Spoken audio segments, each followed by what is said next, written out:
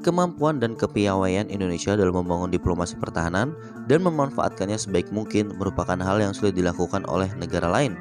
Di tengah lautan yang membentang luas, Indonesia merupakan sebuah negara kepulauan yang kaya akan keberagaman budaya dan juga sumber daya alam, merasa perlu untuk memperkuat kekuatan angkatan lautnya. Sebagai bagian dari strategi pertahanan nasional dan untuk mewujudkan hal ini, Indonesia memutuskan untuk mencari kapal perang canggih dari luar negeri. Mulai dari frigate frame Bergamini class, Aquintane class, sampai dengan Mogami, menjadi sedikit dari banyak calon kandidat yang diincar oleh Indonesia. Sejauh ini yang sukses untuk mendapatkan kontrak oleh Indonesia justru adalah pembelian kapal patroli PPA Paulo Taon yang didatangkan Indonesia dari Italia.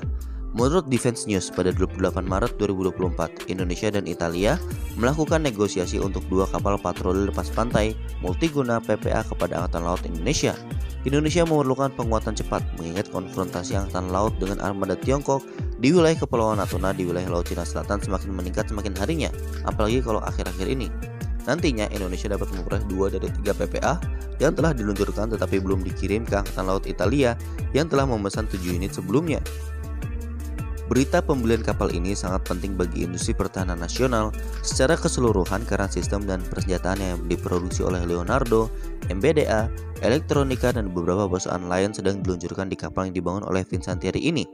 Dalam fase di mana perluasan produksi sedang dilakukan, mengenai kontrak dengan Indonesia perlu menunggu definisi lengkapnya mengingat Jakarta di masa lalu tampaknya memang sudah siap mengakuisisi sistem persenjataan dan platform udara dan laut dari Italia serta dari negara lain.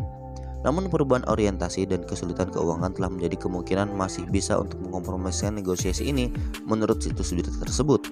Indonesia sendiri tertarik dengan PPA Paulo Taon bermula dari tur kawasan Indo-Pasifik yang dilakukan oleh PPA Francesco. Kapal tersebut bekerja dalam kegiatan operasional dan promosi di Samudra Hindia, Teluk Persia, dan Timur Jauh.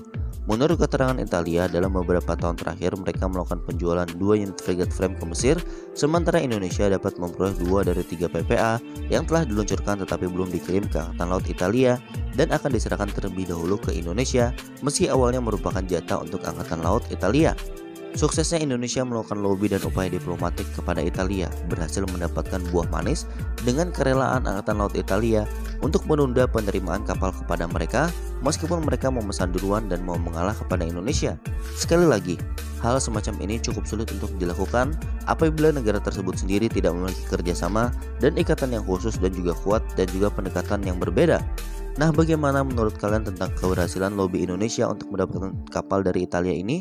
Sampaikan komentar kalian di bawah.